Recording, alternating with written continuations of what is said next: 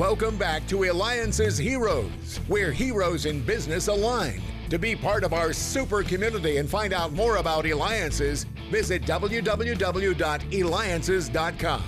Now, back to our super host, David Kogan, founder of Eliances. That's right. Again, I just have the best job ever getting to unlock the secrets of our heroes. We just had on Lisa Lindahl. She was the creator of the sports bra. And thank you for the feedback I continue to get from when we had the CEO of Logitech on, Bracken Darrell. So make sure you go to Eliances.com. That's Eliances.com. It is the only place where entrepreneurs align. I am so excited because we have on, are you ready for this? He is the longest tenured CEO in Silicon Valley, Ray Zinn, and you can reach him at toughthingsfirst.com. Ray, thank you for coming on the show. I want to just get right into it. What do you see now versus what has originally taken place at Silicon Valley? And most importantly, what does your crystal ball hold for Silicon Valley? That's a good question, David. It's interesting. When I started my Krell in 1978, Silicon Valley was really the hubbub, the heartbeat of the semiconductor industry. In other words, that's where most of the top name semiconductor companies like Intel, National, and other Fairchild were located.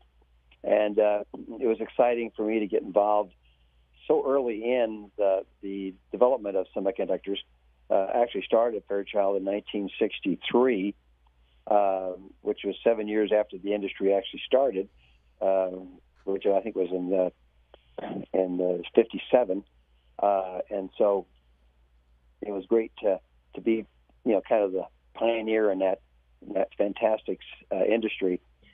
But over the years, because of environmental issues and, a lot of pressure from the local politicians, the Silicon Valley's kind of moved out. In other words, the industry does, have some chemicals that are problematic to certain people, and so and it just made it more difficult to run a company in Silicon Valley, not just because of environmental, but other reasons that they've kind of moved out of there. So Silicon Valley got named in '68 by Intel.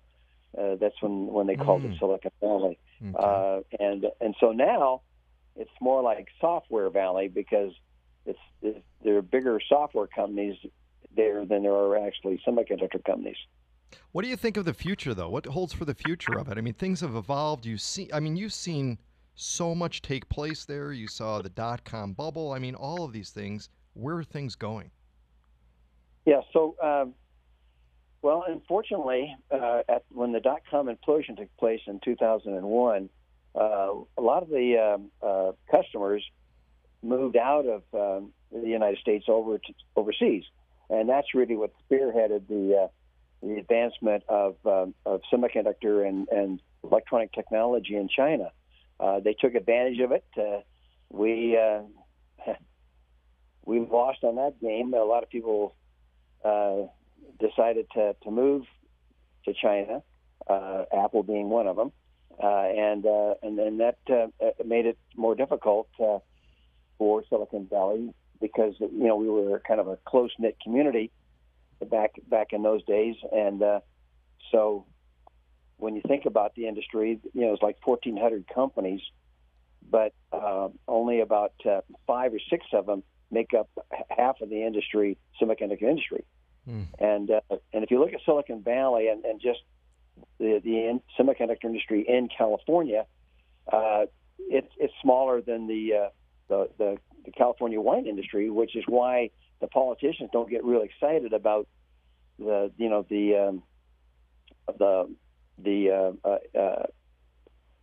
political issues associated with semiconductors, and so the technology kind of get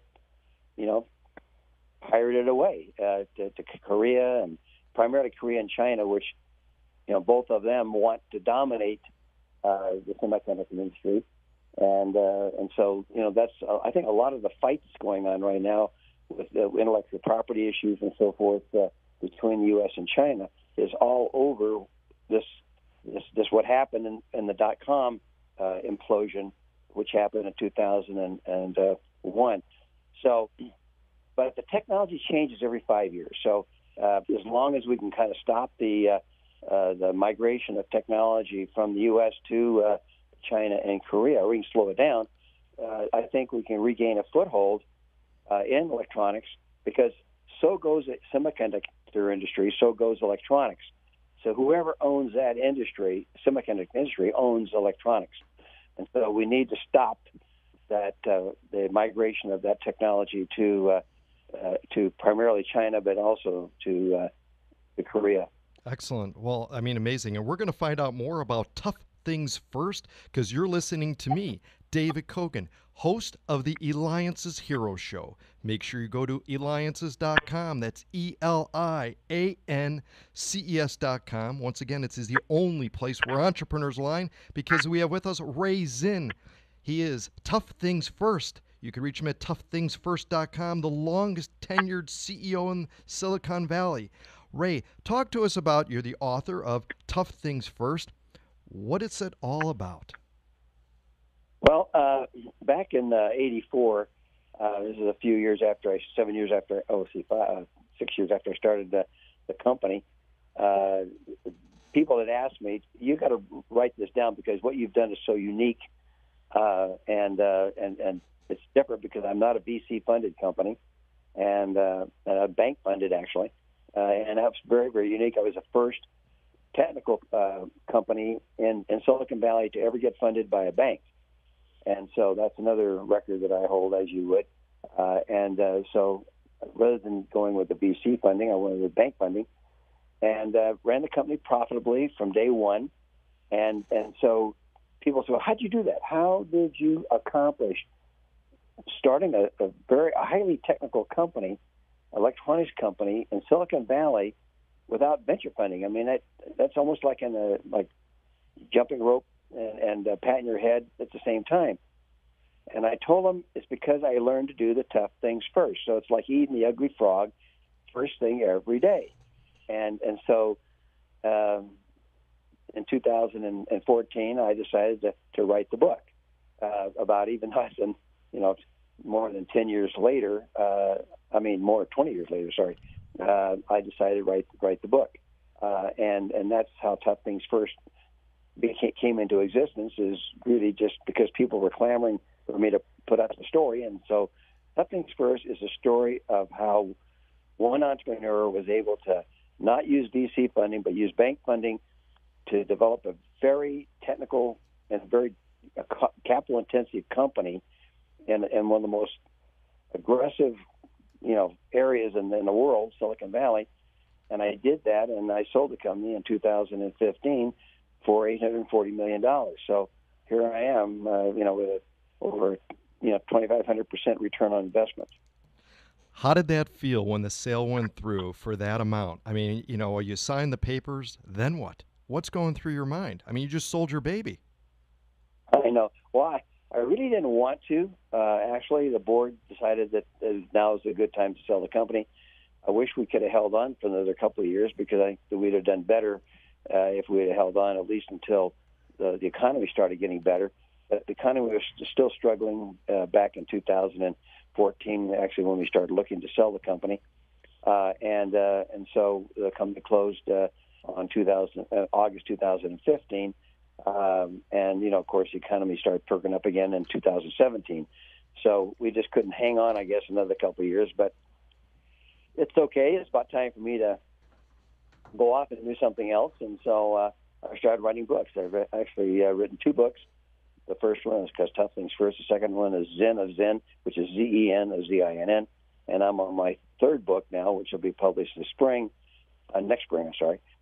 And it'll be Zinn of Zinn 2, which is a philosophical book, how to live your life, and helps entrepreneurs as they try to figure out how to stay on track and so forth. It's a motivational kind of a book. And I also got a program called Zinn Starter, which is for college and universities, where I fund these entrepreneurs so they can learn how to run a company before they get out in the real world and have to learn how to run a company. And so they use Tough Things First as a textbook, And then, of course, I give them some funding to start their little companies so they can learn. So it's amazing. Amazing. We've got a little less than a minute left, but if you had one single piece of advice for college graduates to go out into the real world and make a mark like you have, what would that be? Well, I'd say never give up. In other words, you have to be passionate about what you do. You can't look at obstacles as barriers. You got to look at obstacles as just little bumps in the road. So that's my advice to budding entrepreneurs: is that be passionate, never give up, don't look at obstacles as barriers. Well, Ray, absolutely amazing. I mean, you grew your company to 800 and sold it for $840 million. You're helping the next generation to be successful. That's a hero. Ray Zinn, longest-tenured CEO of Silicon Valley and author of Tough Things First. Make sure you go to toughthingsfirst.com. This has been David Kogan with Eliances.